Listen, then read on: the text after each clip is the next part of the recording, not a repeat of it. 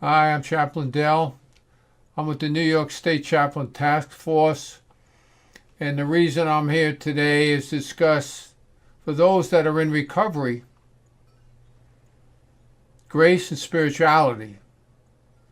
Now, there is a marked difference between religion and spirituality, by the way, because sobriety does not exist without spirituality. I've seen people who have gone to clergy, who pushed religion, to physicians, and they haven't been too successful until somebody comes along and discovers their own spirituality, which is opening your heart to the Supreme Creator. I also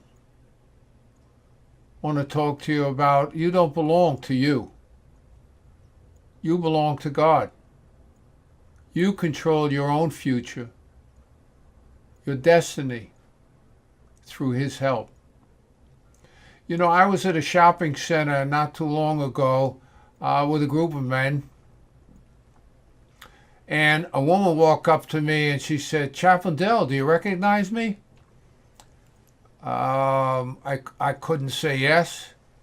She said, "I was in ATC, that's the Addiction Treatment Center here on Staten Island, about a year ago, and you spoke to me about creating some sort of spiritual aspect in me. I want to tell you that I'm a year clean. I go to meetings. I have a sponsor. I'm loving. I am loved. I have my family back." And she reached my arm and gave me a big hug. Of course, the people that were standing next to me said, "Who was that?" I said, "Well, that's one of my friends in spirituality." You know, there's a difference between religion and spirituality. Religion is an ideological obligation. Spirituality is emotion. Religion is an organization with set rules and guides. Spirituality is with the heart. Religion is for people who are scared to go to hell, and spirituality is for people who have already been there. Most people in recovery have little left of self-esteem and are left with a feeling of hopelessness. They are deeply saddened by their situation and feel that they're not worthy. My goal is to introduce them to their own spirituality and let them know that they are worthy to receive God's grace. If we choose to express appreciation, gratitude, compassion, and all of the above positive emotions, we open the door to new levels of grace and spiritual understanding. We can help create a glowing network of joy and love that will embrace us forever. We can see divinity in ourselves and the joyful interaction with those whose lives are touched by this grace which is given so freely. If you change your vision, you change your life. Spirituality is a gift of another dawn. Let me tell you a story about Helen Keller, who was blind and deaf until Anne Sullivan freed her. We too are blind and deaf to our spiritual nature until the door of grace is open. Once grace is found, there are beautiful, amazing things coming to you. The story goes like this, and this was told by Miss Keller. She brought me my hat, and I knew I was going outside to the warm sunshine. This thought, if a wordless sensation, may be called a thought, may be hop and skip with joy. We walked down the path to the well house where an individual was drawing water. I smelled the fragrance of the honeysuckles, which was covered. As the cool stream of water gushed over my hand as Anne Sullivan held it under that water. She started to spell slowly on my other hand, and my whole attention was fixed on the motion of her finger on my hand. Suddenly, I felt a misty consciousness of something forgotten, a thrill of returning thought. And somehow the mystery of language was revealed to me. I knew the word water, W-A-T-E-R, meant the wonderful, cool thing that was flowing over my hand. It was that living world awakening to my soul. It gave it light, it gave it hope, it gave it joy. It set me free. Every object I touched seemed to quiver with life. I saw everything with a strange new sight that had come to me. It is amazing grace, and by grasping this grace, you too can be awakened your soul. Give it light and joy and set it free. The same applies to the grace provided by our seeing spirituality in a new light. You are free. Grace is given freely by your Creator. And there's a new blood. And there's a new bound freedom that will follow you all the days of your life in sobriety. You have found His grace. I wish to relate another story.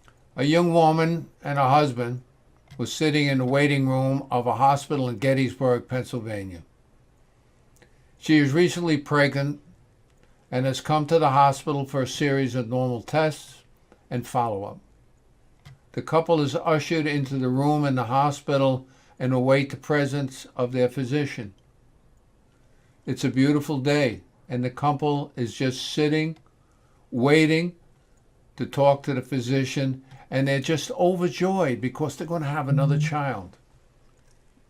They already had a beautiful child at home, a 2-year-old little girl, which was the love of their life. The doctor enters the room and sits down next to them.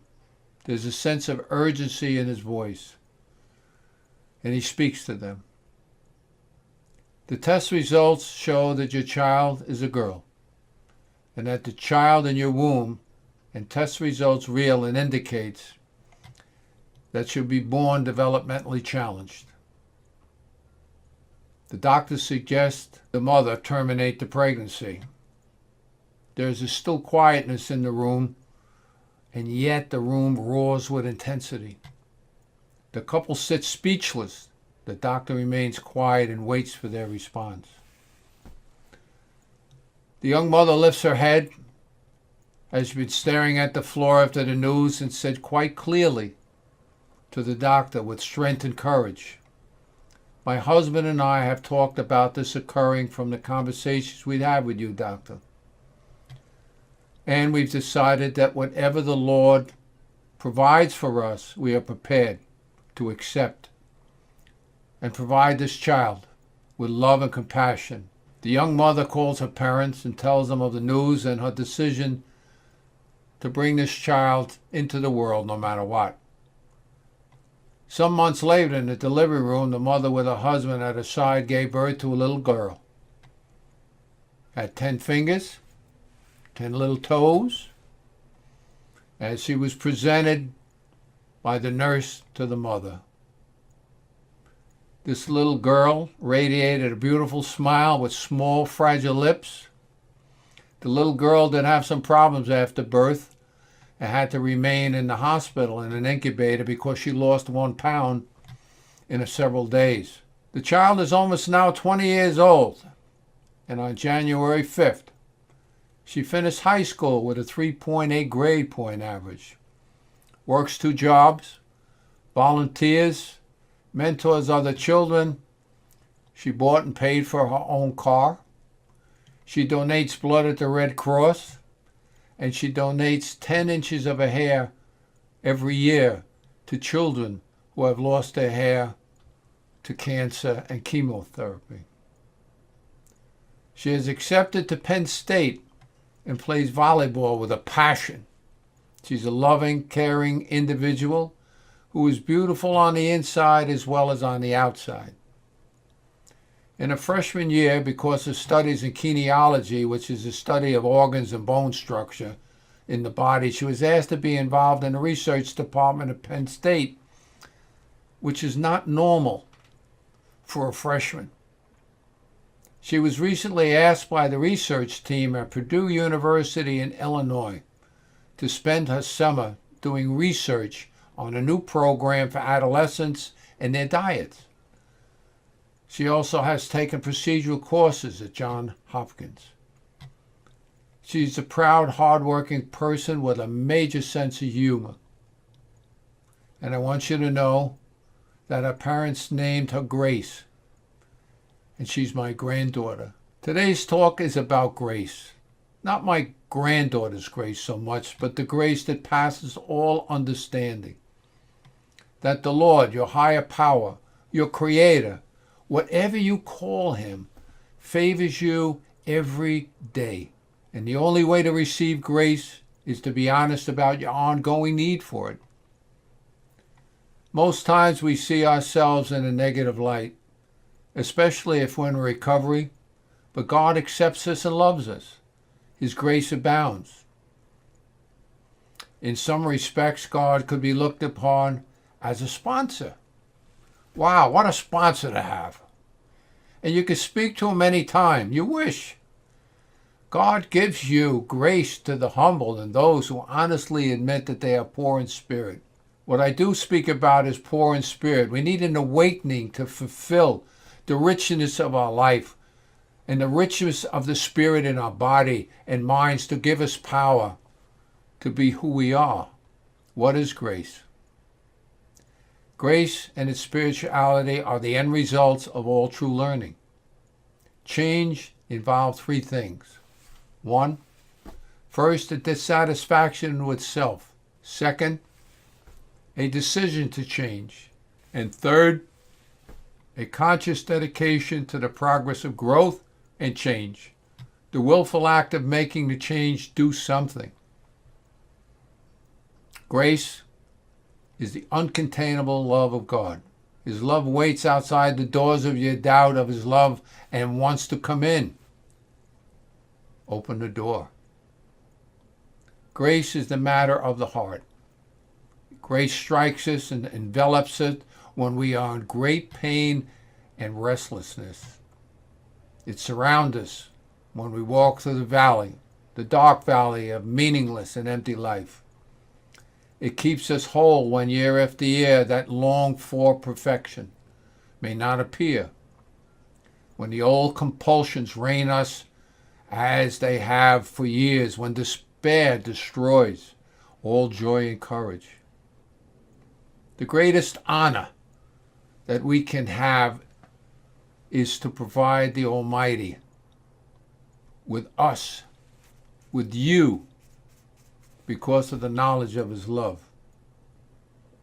Perhaps grace is not something you can easily catch from a church Sunday sermon. Perhaps grace comes to us better through story and intervention. I'm a grace preacher, a storyteller. Story gets the message across. A wise person was asked, "What have you gained from spirituality?" He replied, "Nothing. However, let me tell you what I've lost. I've lost anger, anxiety, depression, insecurity, and fear for the future." Hey, I want to thank you for turning in to this broadcast on YouTube for those in recovery. And I'd like to close my service here with a forward prayer. The first two words, thank you. You know what you're thankful for. He knows what you're thankful for. You don't have to say any more. The second two words, I'm sorry. You know what you're sorry for. He knows what you're sorry for. So when you go to bed tonight, you fold your hands and you lay your head on the pillow, just say those 4 words. Thank you, and I'm sorry. He understands. Also, in closing, I'd like you to hold your arms like this, because if you have both hands stretched to the Lord and you have one hand in sobriety and one hand in spirituality, you don't have another hand to pick up a drug or a drink. Well, I want to thank you for coming. I'll see you next time. May your life be filled with joy and peace. And if you stayed sober for another day, God bless you. This is Chaplain Dell, signing off.